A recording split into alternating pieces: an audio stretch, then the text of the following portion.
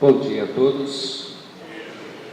Nós vamos então, irmãos, entrar nessa questão agora da extensão da expiação, né, na tradição reformada. E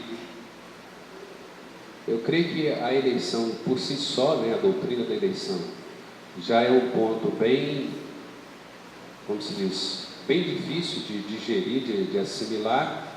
E tanto mais a doutrina da expiação limitada, que é uma das doutrinas que mais também provoca, né, aqueles que não querem aceitar a eleição, sem dúvida alguma vão aceitar a doutrina da expiação limitada.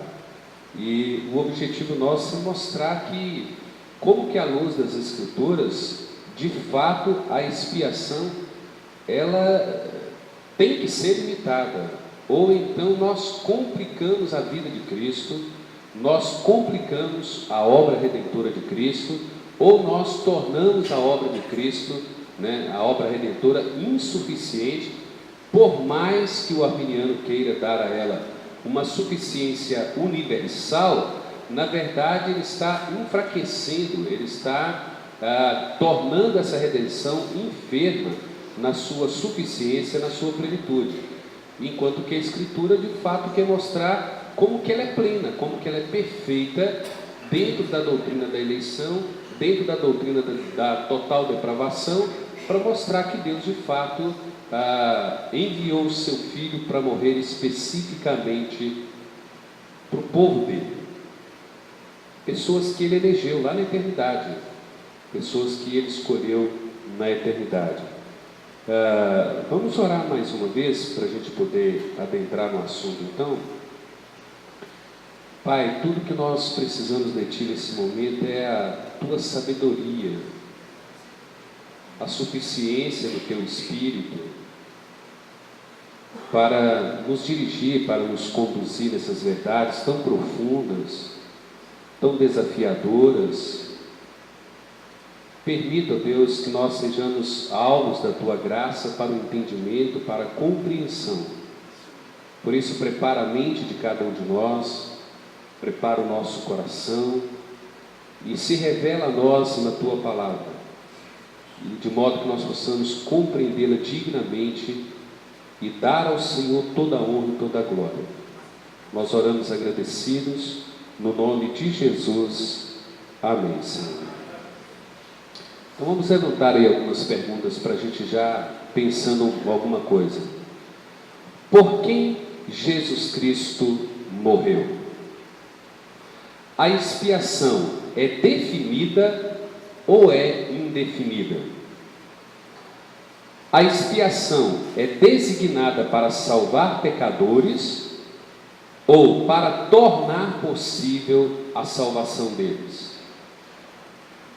Foi ela designada para salvar eleitos ou todos os homens?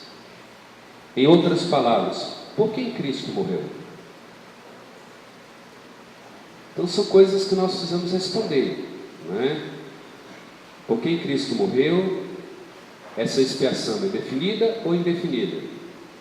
Ela é designada para salvar pecadores ou para tornar possível a salvação deles?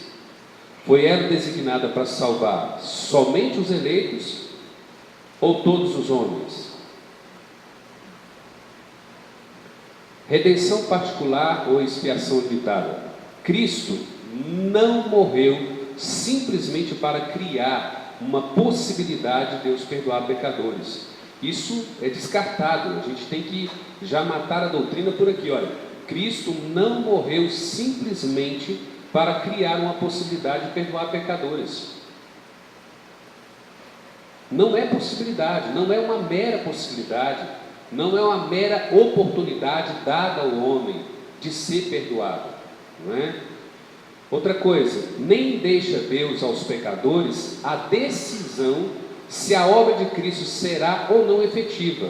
Então ele está dizendo isso, olha, não é meramente ou simplesmente uma possibilidade, como Deus não deixa ao homem, Deus não habilita o homem, não deixa o homem, não dá autoridade ao homem para decidir se a essa redenção ou ela se torna efetiva nele ou não. Não é a escolha do homem ser salvo ou não ser salvo. Não é uma decisão do homem. Ele está dizendo, olha, nem deixa Deus aos pecadores a decisão se a obra de Cristo será ou não efetiva nele, né? A efetividade da obra redentora de Cristo, ela procede do Pai, uma determinação do Pai, soberana do Pai, uma escolha do Pai e a realização do Pai no Filho. Então ele já começa dando isso aí para nós. Pelo contrário, todos aqueles por quem Cristo morreu serão infalivelmente salvos.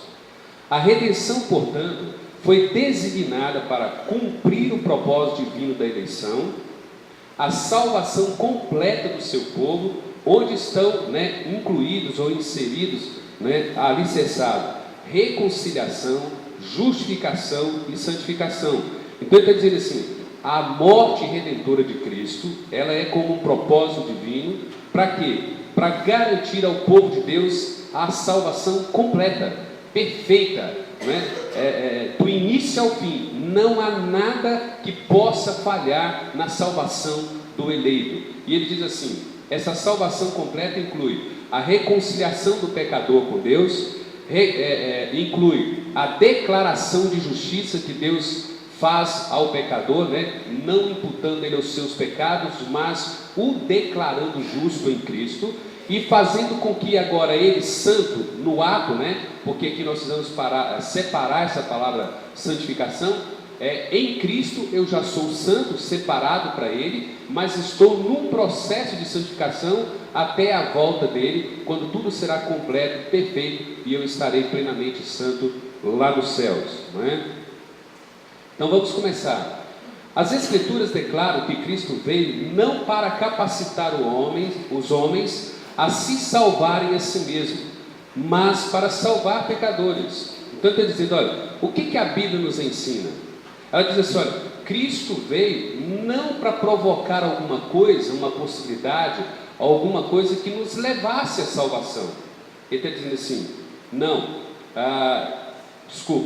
as Escrituras declaram que Cristo veio não para capacitar os homens a se salvar a si mesmo, mas para salvar pecadores. Ele é que vem para salvar o pecador. Então, conforme Mateus, vamos ler os textos aqui, e eu vou citar alguns de cor e os outros a gente vai dar uma analisada. Mateus 1:21. Mas ela dará à luz um filho e lhe porás o nome de quê? Jesus. Por que ele chamará Jesus? Porque ele salvará o seu povo do pecado deles. Então ele diz assim, olha, Jesus, chama Jesus, foi dada a ordem a Maria, pessoal, você vai colocar o nome dele de Jesus, porque ele será o salvador do seu povo. Ele veio para salvar o seu povo. Lucas 19:10 diz que Jesus veio para salvar e buscar o perdido. Ele veio para isso. Essa é a finalidade dele. Jesus veio ao mundo para buscar e salvar o perdido. 2 Coríntios 5:21 diz assim, aquele que não pecou, ele se fez pecado por nós. Por que ele se fez pecado por nós? Exatamente para nos salvar.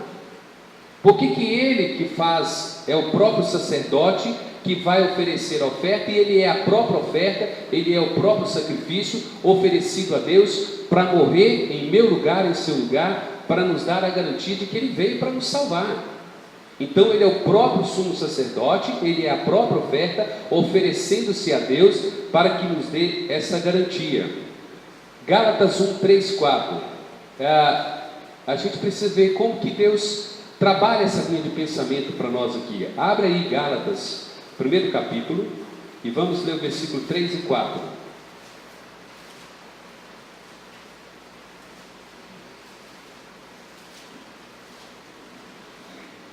Quem achou pode ir lendo para a gente, para ir adiantando.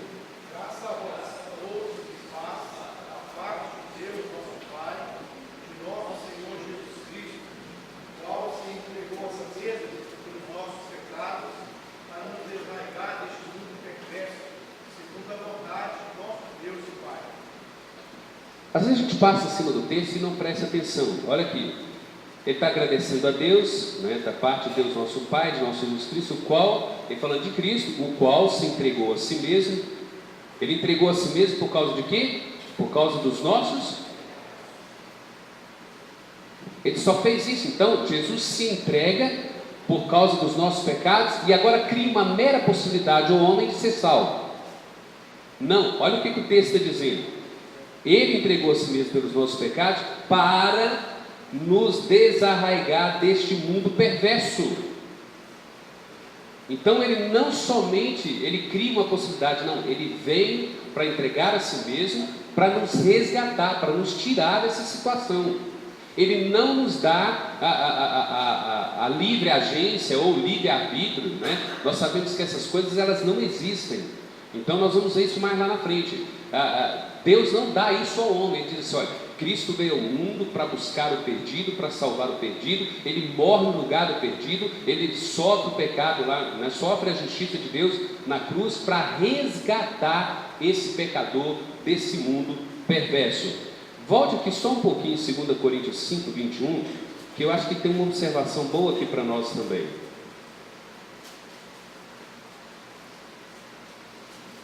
Isso, 2 Coríntios 5, 21. Leia para nós, fazendo um favor.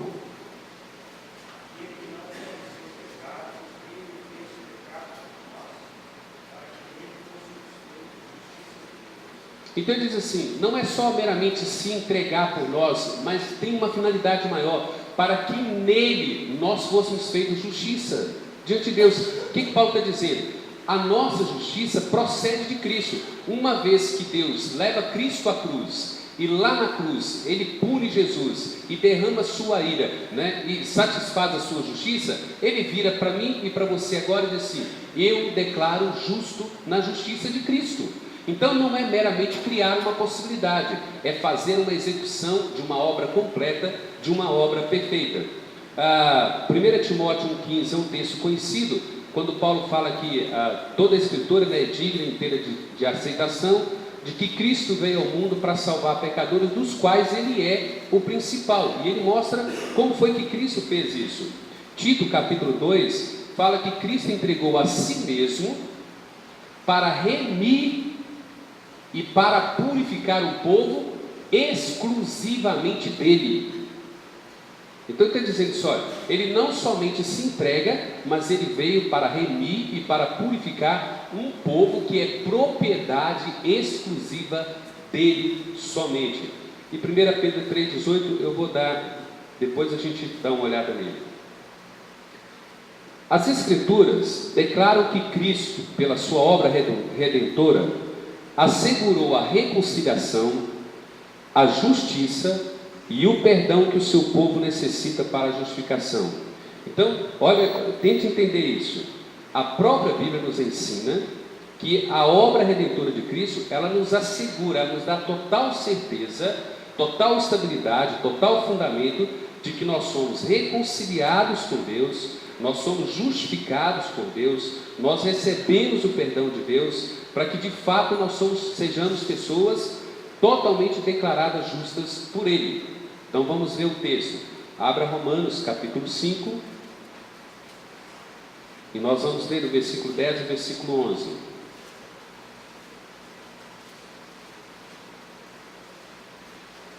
Vamos ver aí a questão da reconciliação. Romanos 5, 10, 11, podem ler.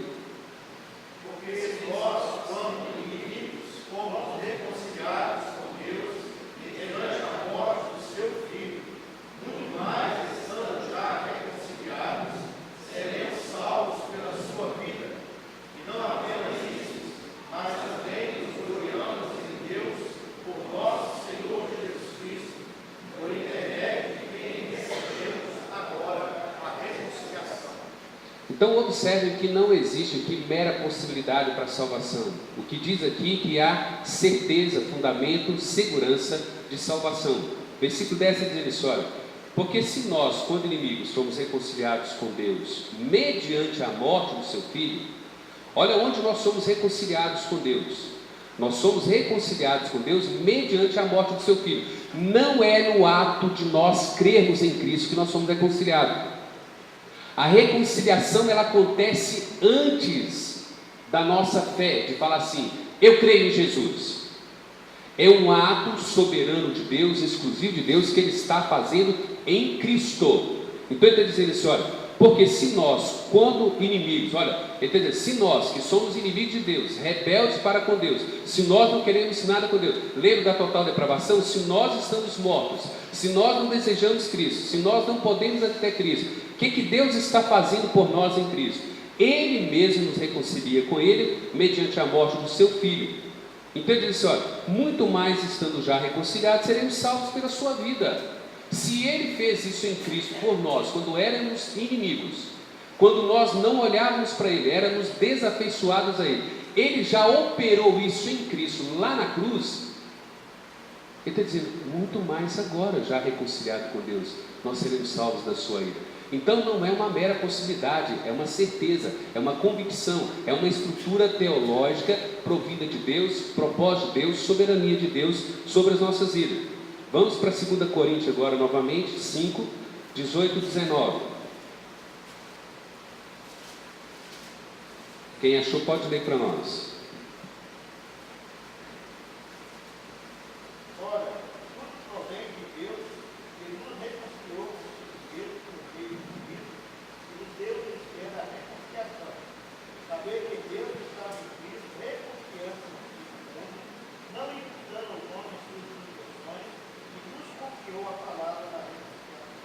Então, olha, aqui descarta também a mera possibilidade do homem ser salvo. Cristo não veio criar possibilidade, Cristo veio salvar. Ele está dizendo assim, ora, tudo provém de Deus, que Ele nos reconciliou consigo mesmo.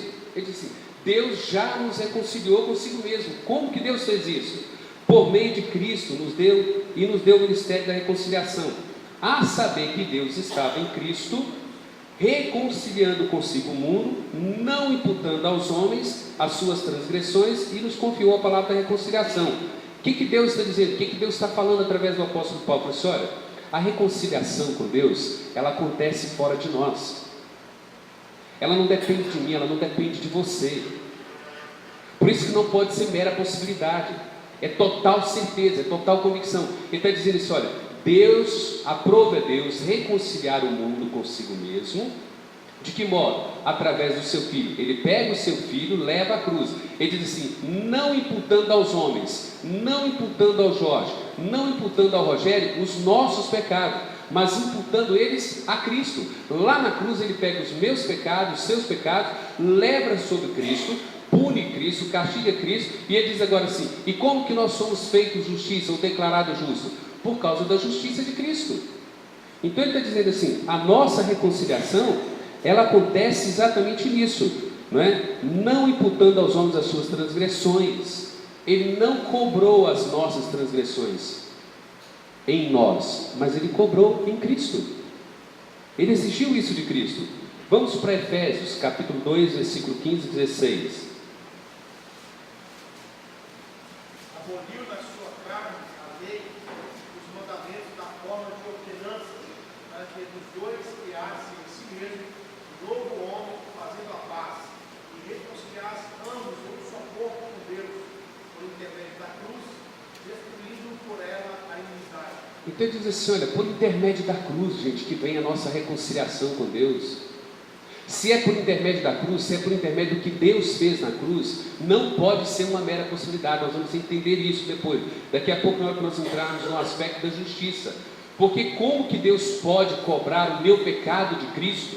Como que Deus pode exigir de Cristo tudo aquilo que Ele queria exigir de mim, e pune Cristo, e cobra de Cristo, e lança sobre Cristo a sua ira, a sua indignação, e faz o requerimento da sua santidade, da sua justiça, contra todos os meus pecados? Como Ele pode deixar uma mera possibilidade de salvação? Ele não pode mais cobrar o meu pecado.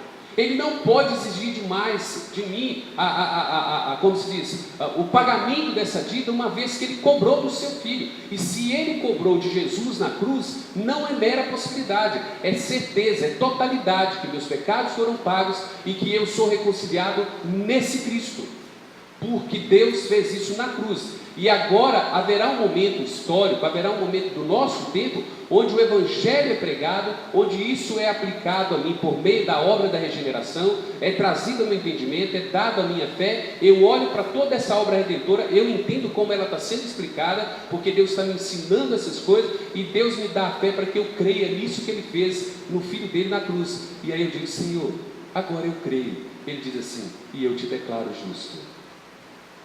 Mas eu fiz isso por você na cruz. Então não é mera possibilidade, é plena convicção de salvação. Romanos 3, versículo 24 e 25.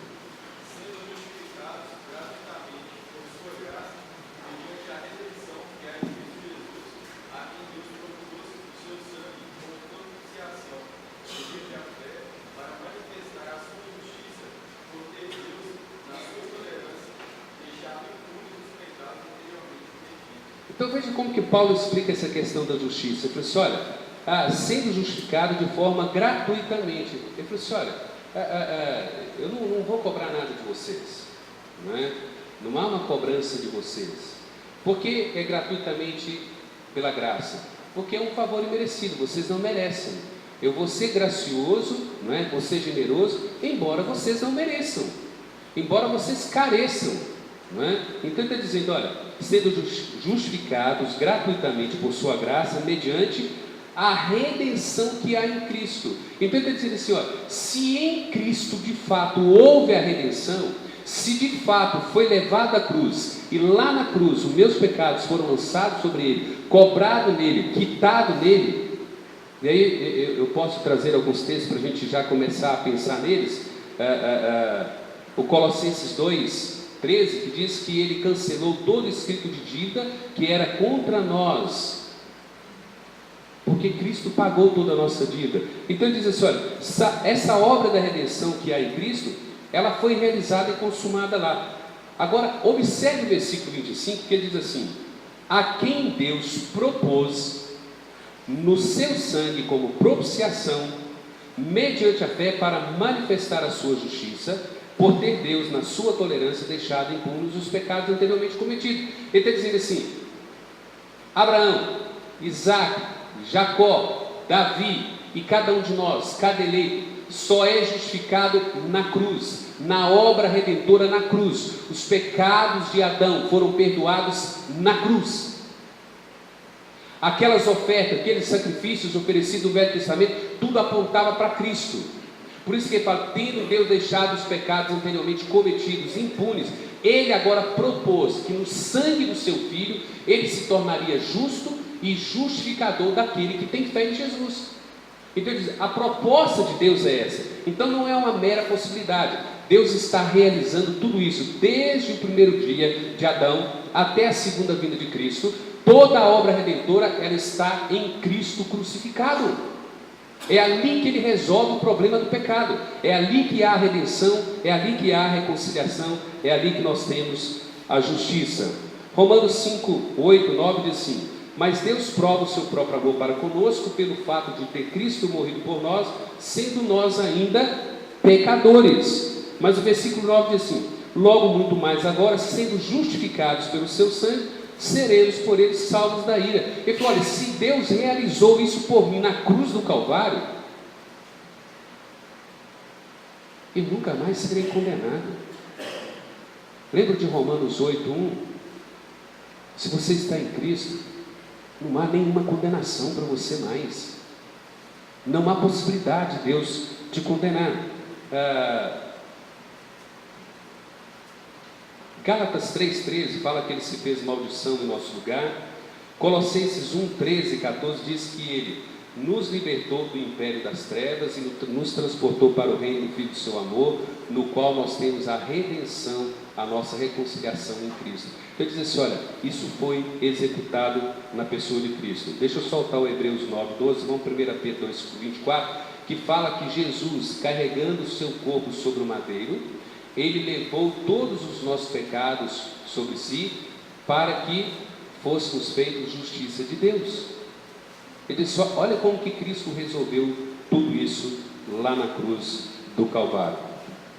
Outra coisa, Cristo assegurou o dom do Espírito o qual inclui regeneração e santificação e tudo que está incluído nessas graças. Efésios 1, 3, 4. Bendito Deus e Pai de nosso Senhor Jesus Cristo, que nos abençoou com toda sorte de bênçãos espirituais nas regiões celestiais em Cristo Jesus, e que nos escolheu antes da fundação do mundo para... E aqui deixa eu pegar a brecha lá da doutrina da eleição, porque ele está dizendo assim: Ele nos escolheu antes da fundação do mundo, Ele nos assegura isso, o Espírito Santo é que opera isso, e ele diz assim: Ele nos escolheu antes da fundação do mundo para sermos santos e irrepreensíveis. O arminiano diz que você é salvo pela presciência de Deus. Deus olha lá para frente e te vê assim: o Daé, no ano 2010, às 15 horas do dia 16 de dezembro, vai se converter. Mentira, não pode ser assim, porque Ele elege para ser. E outra coisa, se nós voltarmos à doutrina da total depravação, o que Deus vai ver na sua presciência lá no futuro? Um Zé Mané atolado em ossos secos, mortos em seus delitos e pecados. O que Deus vai prever em defunto? O que Deus vai prever na atitude do pecador se ele está morto espiritualmente? Então não pode ser pela presciência, tem que ser pela eleição incondicional. Então ele diz assim: olha, essas bênçãos são provindas do próprio Espírito para nós. O Cristo, quando foi levado à cruz, lembra que o papel do Espírito Santo agora do Evangelho de João é fazer o quê? Aplicar a obra de Jesus Cristo no nosso coração. Como ele diz, o Espírito Santo é que convence o homem do pecado, do juízo e da justiça. É Ele que aplica toda essa verdade ao nosso entendimento, ao nosso coração, abre os nossos olhos, nos regenera para que nós creiamos. Abra Atos capítulo 5, versículo 31.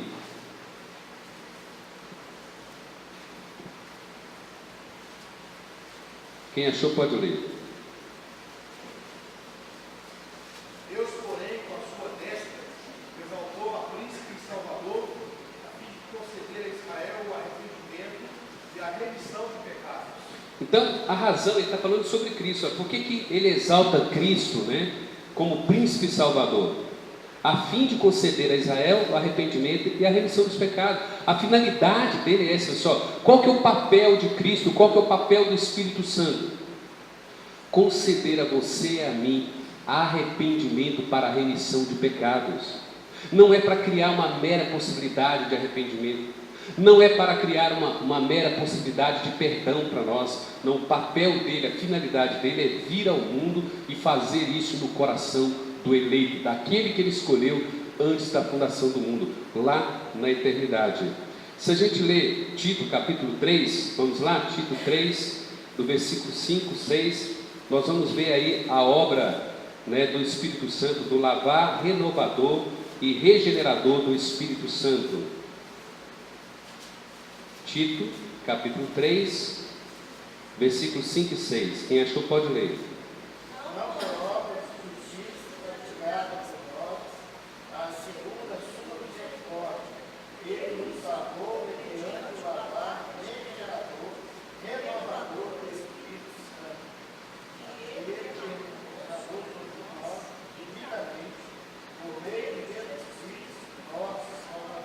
Então ele diz assim: gente, nenhum de nós é salvo por obras de justiça. Não pode ser mera possibilidade, não pode ser uma oportunidade que Deus dá para só. Deus vai te dar uma oportunidade de você entender o Evangelho, de você ser salvo, ou que você faça algo para merecer algo de Deus. Ele diz: não por obras de justiça praticadas por nós, mas como que nós somos alcançados nessa salvação? Ele diz assim: porque Cristo morreu por você, o Espírito Santo, com seu lavar renovador, regenerador, Ele vai derramar água pura sobre vós, Ele há de purificar, Ele há de te lavar e fazer de você um verdadeiro cristão. O que Paulo está dizendo aqui? Ele está pegando esse texto aqui, lá de Ezequiel, que nós lemos ontem, 36.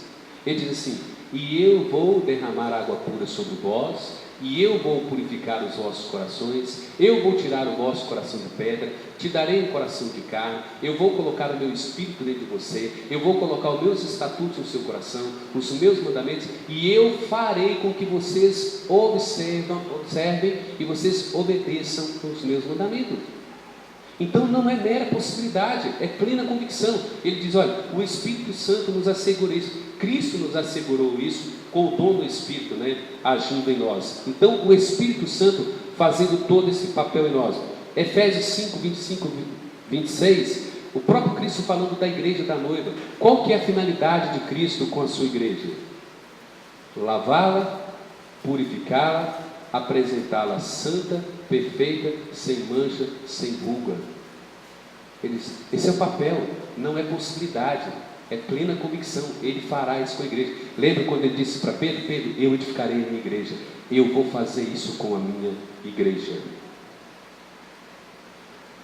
Jesus foi enviado ao mundo pelo Pai para salvar o povo que o Pai lhe deu.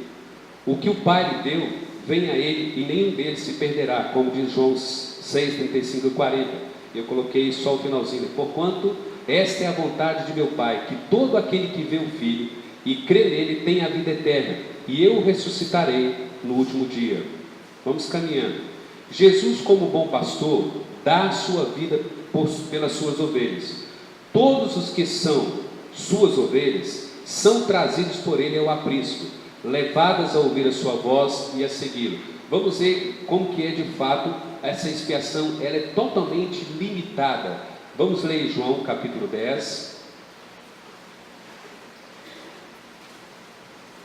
Como que Jesus passa a definir quem são os seus eleitos, quem são os seus escolhidos. João capítulo 10, versículos 11, depois 14 e 18. Eu sou o bom pastor da vida pelas ovelhas. Então, vejam bem, eu sou o bom pastor, e o bom pastor dá a vida pelas suas ovelhas. Ele não cria mera possibilidade, ele não deixa nenhuma delas se perder.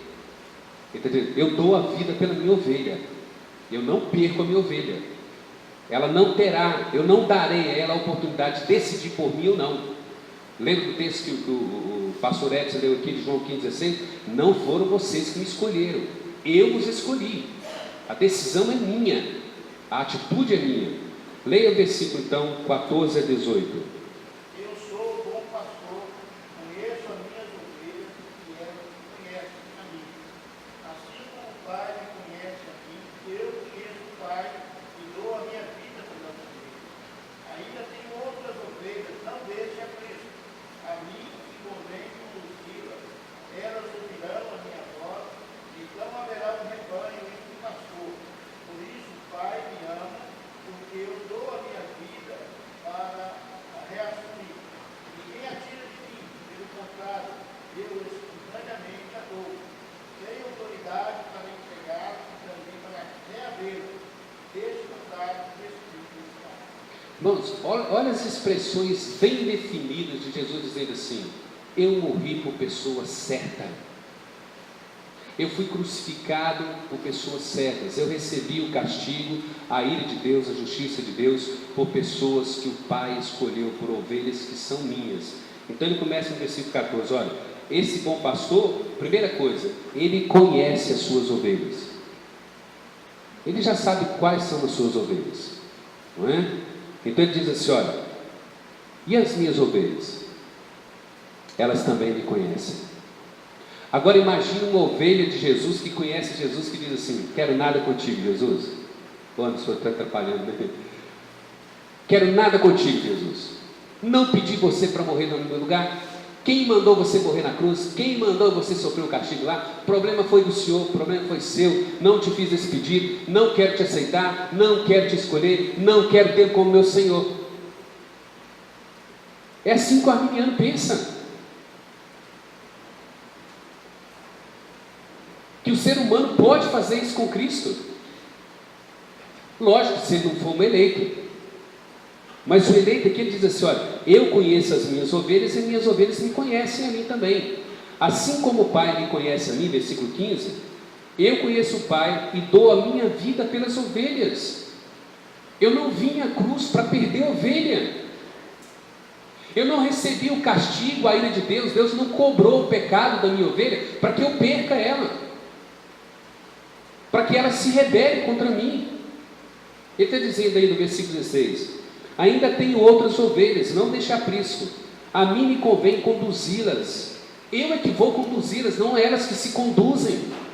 Não são elas que vêm a mim, não são elas que me querem. Eu é que vou conduzi-las, não é? Elas ouvirão a minha voz, então haverá um rebanho, um pastor. Por isso o Pai me ama, porque eu dou a minha vida para reassumir. Ele diz assim: a razão pela qual eu fui à cruz é para reassumir essa ovelha, é para resgatar essa ovelha. Colossenses 1,13, para libertar do império das trevas, para tirar da escravidão de Satanás, como João 8,44. Ele falou: esse é o papel de Cristo. Ele veio para buscar e salvar o perdido. Ele não criou possibilidade, ele não criou uma mera circunstância. Ele está dizendo: eu vou reassumir. E ele fala: olha, ninguém a tira de mim, pelo contrário, eu espontaneamente a dou. Tenho autoridade para entregar e também para reavê-la. Esse mandato eu recebi do meu Pai. Então, olha, a autoridade é minha, a vida é minha, eu dou ela para quem eu quero, por quem eu quero, e eu dou a minha vida pelas minhas ovelhas. Então ele está dizendo: olha, isso é a mais pura realidade. Do versículo 24 a 29 ele vai falar da certeza. Ele fala assim: olha, aquilo que meu Pai me deu é muito maior do que tudo. Ninguém pode arrebatar da mão do Pai, ninguém pode arrebatar das minhas mãos. As minhas ovelhas me pertencem, elas me ouvem, elas me seguem, e eu os ressuscitarei no último dia. Isso é garantia, estabilidade, isso é plena convicção. Não há possibilidade de um eleito se perder a salvação, não existe isso. Eleito é eleito, né? Então a expiação ela é limitada, ela foi especificamente para o povo dele, para pessoas que ele amou, que ele escolheu, que foram eleitas lá na eternidade. Então ele diz assim: olha, Jesus, em sua oração sacerdotal, roga não pelo mundo, mas por aqueles que o Pai lhe dera. Em cumprimento à tarefa dada pelo Pai, Jesus realizou a sua obra. Essa obra era tornar Deus conhecido do seu povo e dar-lhe a vida eterna. A oração sacerdotal fala muito disso. Me parece que o versículo 3, não me lembro aqui agora, que ele diz: Pai, e esta é a vida eterna, que eles te conheçam. A vida eterna é você conhecer Deus.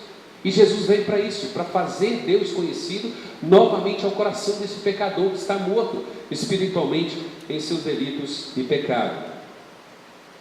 Paulo declara que todas as bênçãos espirituais que os santos herdam, tais como filiação, redenção, perdão de pecados, resultam do fato de estarem em Cristo. Fora de Cristo não há filiação. Fora de Cristo nenhum ser humano é filho de Deus. Fora de Cristo todo ser humano é criatura, é obra criada de Deus. E ele diz: fora de Cristo não tem redenção, fora de Cristo não tem perdão de pecado, porque todas essas coisas estão ligadas em Cristo. Ele diz assim: e liga essas bênçãos à sua fonte última, o eterno conselho de Deus. Lembra que Efésios 1, 11, fala que Deus fez todas as coisas conforme o conceito da sua vontade, para o louvor da sua glória. Diz assim: essas coisas casam com o propósito soberano de Deus.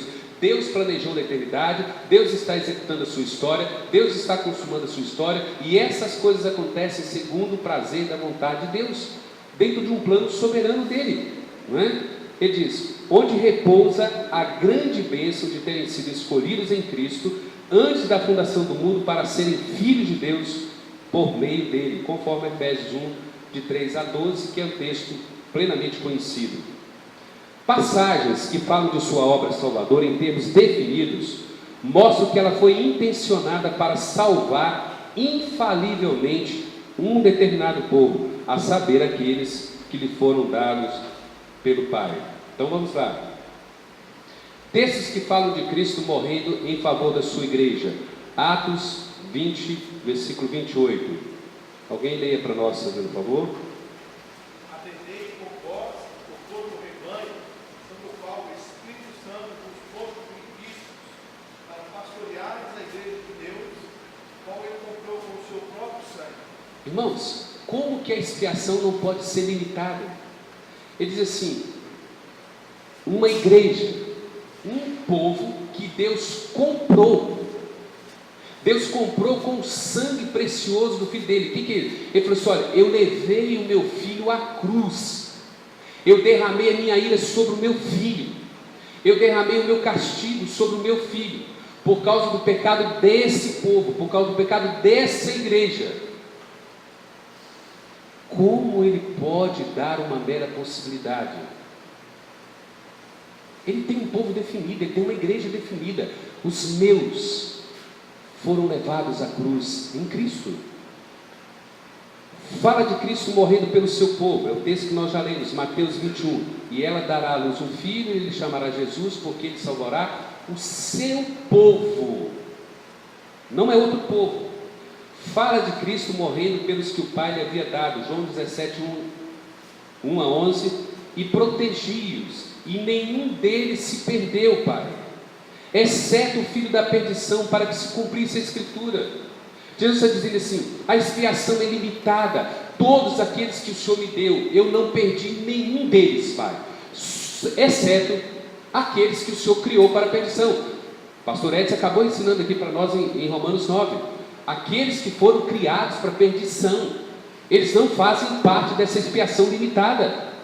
Eles não estão inseridos nessa expiação limitada. Cristo não morreu por eles. Cristo não pagou pelo pecado deles, porque pense na possibilidade desse filho da perdição, desses que não foram eleitos, se Cristo tivesse pago a conta deles, se Cristo tivesse sofrido a punição por causa do pecado dele, como que Deus poderia mandá-los para o inferno?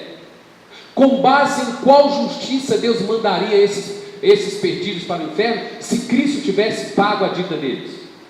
Qual era o pecado que Deus usaria como fundamento para condená-los? Jesus diria assim: Pai, o Senhor não pode mandá-los para o inferno, eu paguei a conta deles.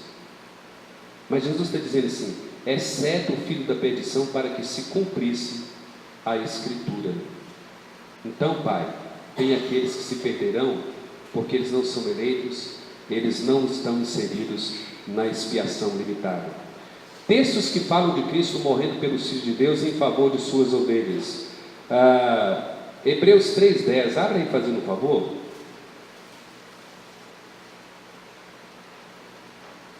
Quem achou aí pode ler para nós.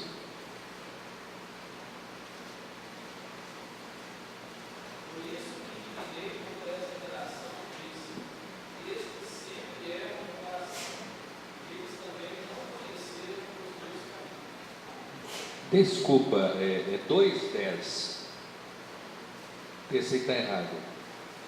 Porque convinha que aquele por cuja causa e por quem todas as coisas existem, conduzindo muitos filhos à glória, aperfeiçoados por meio de sofrimentos, o autor da salvação deles.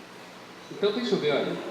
Convinha que aquele cuja causa e por quem todas as coisas existem, conduzindo muitos filhos à glória. Quem é que vai conduzir os filhos à glória? Jesus. E como que Jesus faz isso? Sendo aperfeiçoado pelo sofrimento. Depois a gente entra numa teologia aqui desse sofrimento de Cristo, né? Como que Cristo é aperfeiçoado pelo seu sofrimento? Porque ele é um ser humano. Ele é 100% homem, ele tem que aprender as coisas. Ele foi humilhado, ele foi ultrajado, né? Mas ele chegou então ao ápice de ser o autor da salvação dos seus eleitos, né? João 10, 2, 5, 11, 14, 16 diz assim: aquele porém que entra pela porta, este é o pastor dá a vida pelas suas ovelhas. O pastor, né, conhece as ovelhas. Esse texto nós já lemos. Textos que falam de Cristo morrendo pelos seus eleitos. Romanos 8. E aqui é o texto clássico, né, dessa expiação limitada. Romanos 8, do versículo 32 até o versículo 34. Aquele que não poupou seu próprio filho, antes por todos os entregou, porventura não nos dará graciosamente com ele todas as coisas? Quem tentará a acusação contra os eleitos de Deus? É Deus que os justifica. Quem os condenará? Cristo Jesus que morreu, antes quem ressuscitou, qual está diante de Deus e também intercede por nós. Então, tente entender aqui o que está sendo dito para nós aqui, olha, versículo 32. O que Deus faz ou fez pelo eleito? Ele diz assim: Deus não poupou o seu filho. Antes ele entregou a cruz. Porventura ele não nos dará graciosamente as demais coisas com ele? A gente pensa assim, quais são as demais coisas que Deus nos dará juntamente com Cristo? Às vezes a gente pensa assim, as bênçãos, né? Carro, comida, roupa, parto. Não, ele está dizendo no versículo 30. Ele falou assim, olha, se ele não poupou o seu filho, antes o entregou por nós, porventura não nos dará graciosamente com eles, todas as coisas? Que todas as coisas? Olha, se ele entregou Cristo para morrer em nosso lugar, então se ele nos predestinou, nós somos predestinados. Se ele de fato nos chamou, nós somos chamados. Nós somos justificados, nós somos glorificados. Está dizendo assim, Deus deu todas essas coisas juntamente em Cristo. A aliança, a plena convicção é, quando eu levei Cristo à cruz, todas essas bênçãos estão inseridas. Você foi chamado, você foi justificado e você foi glorificado nesse Cristo. Porque ele passa a perguntar agora, a partir do versículo 33, dizendo assim, olha, quem tentará acusação contra os eleitos de Deus? É Deus quem justifica. Quem é que pode chegar para um eleito e falar assim, você não pode entrar no céu? Quem pode dizer isso para um eleito? Deus diz assim, Jesus já o justificou. Eu cobrei do meu filho todo o pecado dele. Eu quitei a dívida dele no meu filho. A ira que eu ia derramar sobre ele, lembra de Isaías 53? O castigo que era contra nós, que nos era prejudicial, foi lançado sobre Cristo. E ele levou sobre si as nossas transgressões, as nossas iniquidades, e o castigo que era contra nós foi lançado sobre ele. Então ele diz assim, ninguém, e esse ninguém aqui, eu vou profundo, ele vai dizer assim, nem Deus pode nos condenar mais. Nem Deus condena o eleito, porque na hora que ele olhar para o eleito, ele vê Cristo. Quando ele olha para o eleito, ele diz assim, mas eu cobrei do meu filho. O meu filho morreu no lugar dele, eu já derramei a ira, eu já fiz a justiça. A minha santidade já foi satisfeita, já foi requerida no meu filho pagou, quitou, cancelou todo escrito de dívida, conforme Colossenses 2,13. Ele diz, não há possibilidade. Mas ele continua, olha, versículo 34. Quem os condenará? É Cristo Jesus quem morreu por ele. Como que eu posso condenar alguém que não me deve nada mais? Como que eu vou lançar alguém no inferno que eu não tenho do que acusá-lo? Porque todos os seus pecados foram quitados, pagos fielmente na cruz. Então não há possibilidade. Texto que fala de Cristo morrendo pelos seus e por muito. João 13:1 foi citado aí para o pastor Edson, né? Nos amou aí, amou a muitos. 20:28 Mateus também. Vamos pular isso aqui para eu adiantar um pouquinho, para a gente entrar nas objeções. As objeções, a gente precisa refutar essas objeções quanto à doutrina da expiação limitada, porque eles usam alguns textos, algumas expressões da Escritura para criar o argumento arminiano, né? Ou qualquer outro argumento para destruir a expiação limitada. Passagens que falam de Cristo morrendo pelo mundo. A objeção baseada nessas passagens parte do infundado pressuposto de que a palavra mundo significa todos os indivíduos que constituem a raça humana.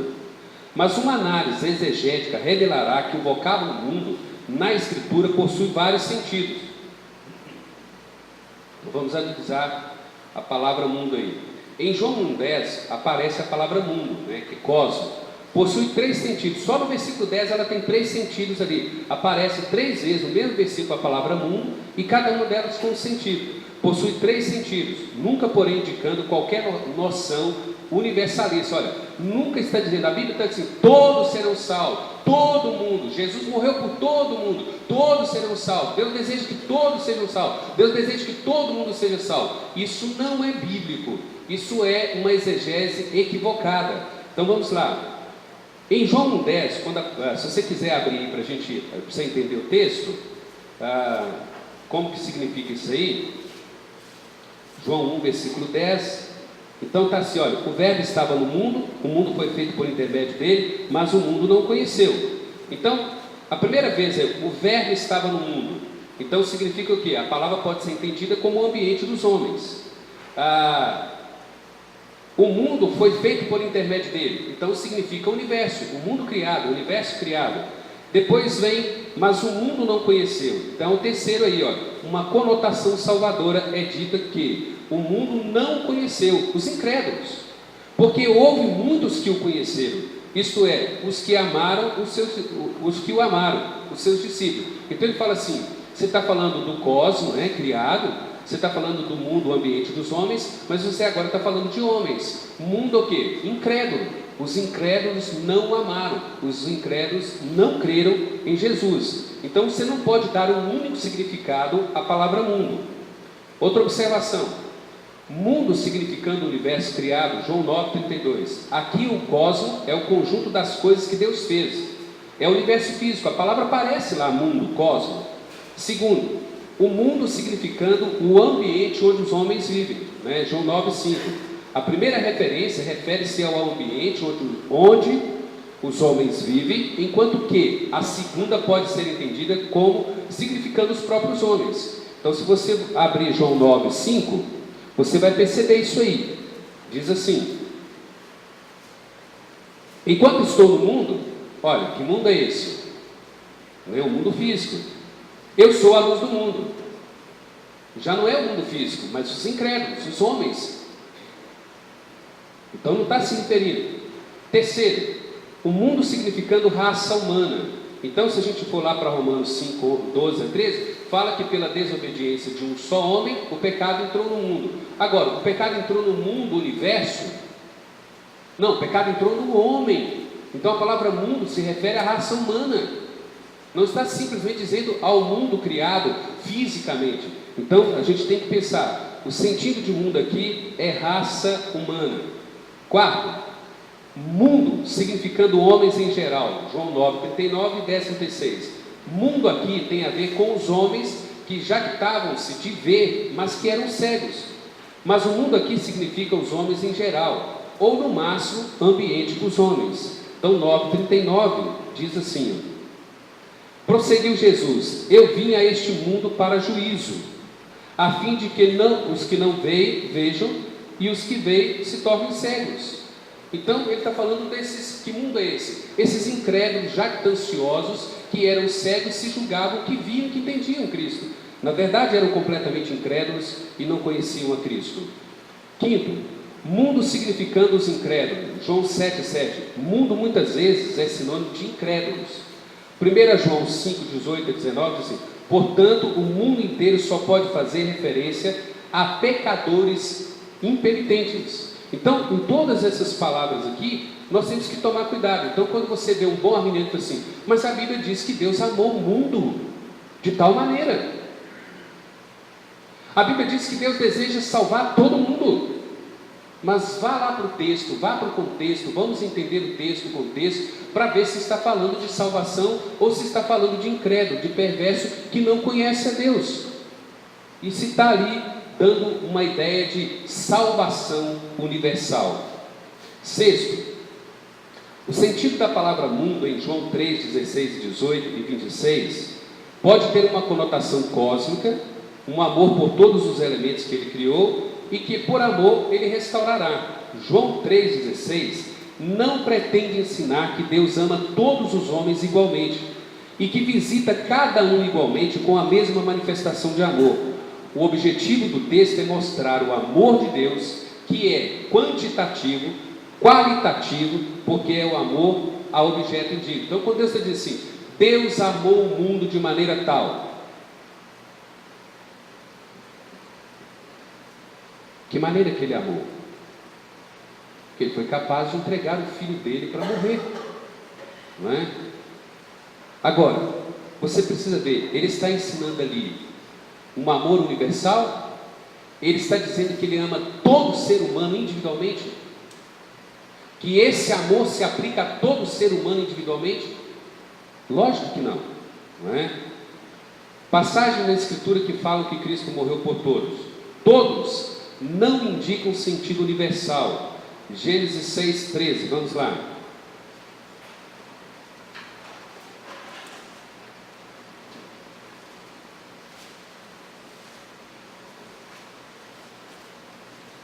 Quem achou pode ler para nós.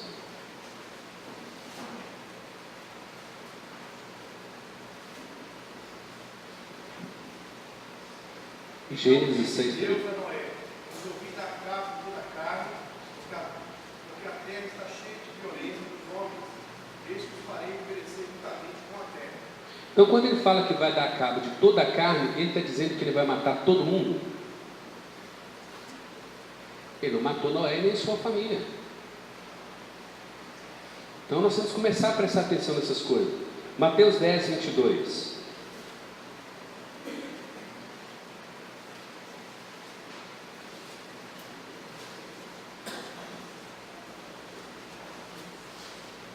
Quem for achando pode ler para nós, para cantar.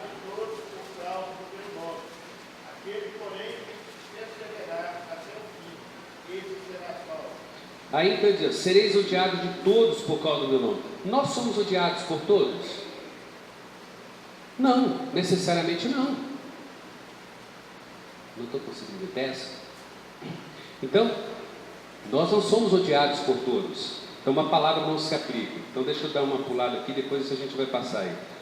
Todos é frequentemente usado sem qualquer conotação universal. Em nenhum dos versículos citados, todos significa cada pessoa sem exceção. Textos onde a palavra todos aparece com relação à obra redentora de Cristo, está aí, né? 2 Coríntios 5, 14 a 15, Hebreus 2, 9. Deixa eu tentar explicar. Todavia, nem os textos onde são usados a palavra mundo e textos onde são usados a palavra todos indicam a possibilidade de expiação ilimitada, porquanto aprove a Deus na sua soberania eleger um grupo que seria a raça eleita, nação santa, povo de sua exclusiva propriedade. Essas expressões eram usadas para mostrar que Cristo morreu para todos os homens sem distinção. Então preste atenção nisso aqui, que isso é muito importante. Essas expressões eram usadas para mostrar que Cristo morreu para todos os homens sem distinção. Não importa se ele é negro, branco, se ele é brasileiro, se ele é americano, se ele é analfabeto, se ele é intelectual, de que raça, de que povo, de que língua, de que nação, sem distinção. Mas elas não pretendem indicar que Cristo morreu por todos os homens sem exceção. Ele não morreu com o propósito de salvar todo e qualquer perdido.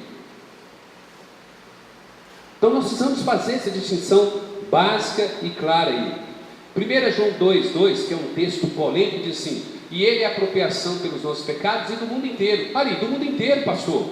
Mas observe, olha, Jesus morreria pela nação, pela família, pelos nossos pecados, judeus, pelo mundo inteiro, gentios, os filhos de Deus que andam pelo mundo inteiro, para reuni-los como uma só família, de todas as tribos, povos, línguas e nações. Então quando João está dizendo assim, e ele morreu pelos nossos pecados, ele está falando assim: olha, nós, os judeus, nós, os crentes, que estamos aqui, nós entendemos isso, mas ele também morreu pelo mundo inteiro. Como? De todas as tribos, de todos os povos, de todas as nações, de todas as línguas. Então ele vai buscar todos os remidos espalhados, né, todos os pecadores espalhados pelo mundo inteiro.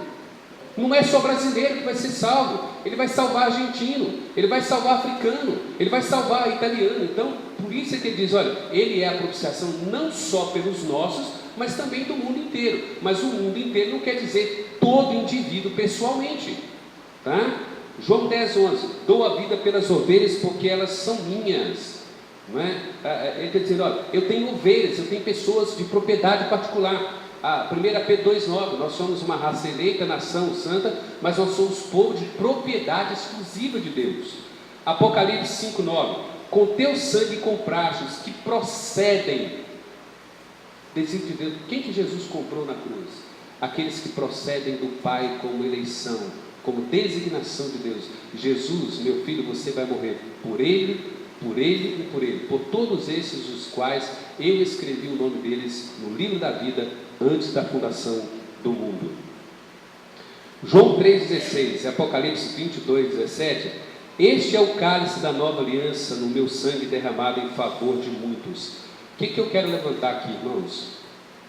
Que a expiação limitada, ela tem em si uma aliança, um pacto. Quando Deus leva Jesus à cruz, Ele leva porque Ele tem um pacto, Ele tem uma aliança, lá na eternidade. Se vocês prestarem atenção na palestra da doutrina da eleição, Tito 1 fala assim: Deus, a fé que é dos eleitos, o Deus que não pode mentir, prometeu. Se você for para Tito 1, 2, ele fala assim: para promover a fé que é dos eleitos, que Deus prometeu antes dos tempos eternos.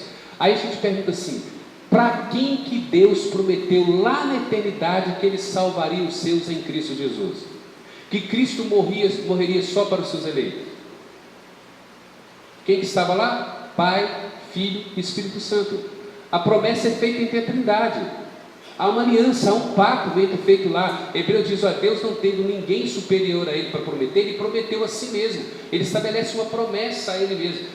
Como que você sabe disso? O texto foi lido aqui pelo pastor Edson, 2 Timóteo 9, pela graça que Ele nos concedeu antes dos tempos eternos, em Cristo Jesus.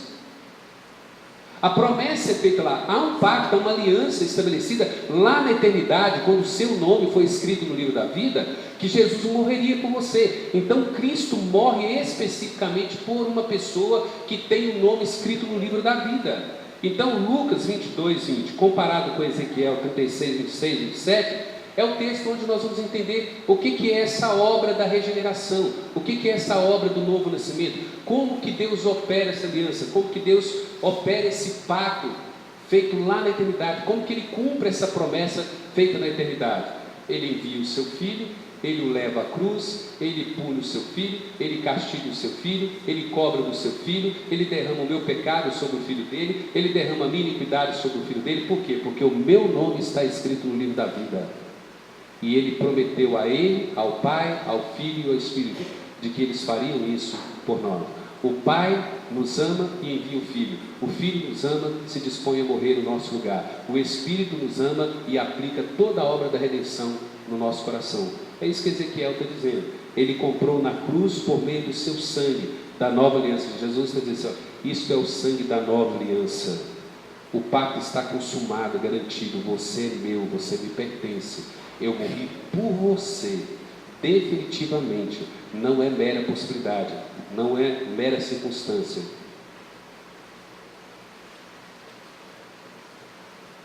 Ver se eu consigo cuidar. 1 Pedro 2, 24, 25. A morte de Jesus garante a nossa compra. Lembra que, tendo Ele levado sobre o seu corpo lá no madeiro todos os nossos pecados, para que pela sua justiça nós fôssemos feitos justiça. Então ele está dizendo assim: olha, a morte de Jesus garante a compra. Ele pagou. Se você quiser reforçar esse texto, você vai para Colossenses 2, 13, de 13 a 15, quando fala assim: e Ele cancelou todo escrito de dívida que era contra nós, que nos era prejudicial, encravando inteiramente na cruz os despôs. Esqueci o termo. Versículo 15. Triunfou sobre eles, principado e potestade, colocando eles em desprezo na cruz. Então Colossenses 2, de 13 a 15. Efésios 5, 25 diz: Ele se entregou por ela. Por quem? Pela igreja. Não é? É por eles que eu rogo. João 17, 9, 19, 5. Senhor, eu tenho um povo específico. É por eles. Aquele que não poupou o seu próprio filho, Romanos 8, 29, nós também já vimos aí. Ele falou assim: olha, ele garantiu tudo. Os 5 elos não se rompem. A garantia, lembra lá de Romanos 8? Olha, aquele que nos predestinou, aquele que nos chamou, aquele que nos justificou, aquele que nos glorificou, porque nos conheceu de antemão. Ele nos elegeu de antemão. Lá na eternidade, Ele escreveu o seu nome lá no livro da vida. Então ele está dizendo: olha, todos aqueles que eu escrevi o nome dele no livro da vida, eu os predestinei, eu os chamei, eu os justifiquei e eu glorifiquei. Isso está consumado, é certo, é sólido. Deus é por nós. Tudo isso pelo seu sangue na cruz, por mim e por você.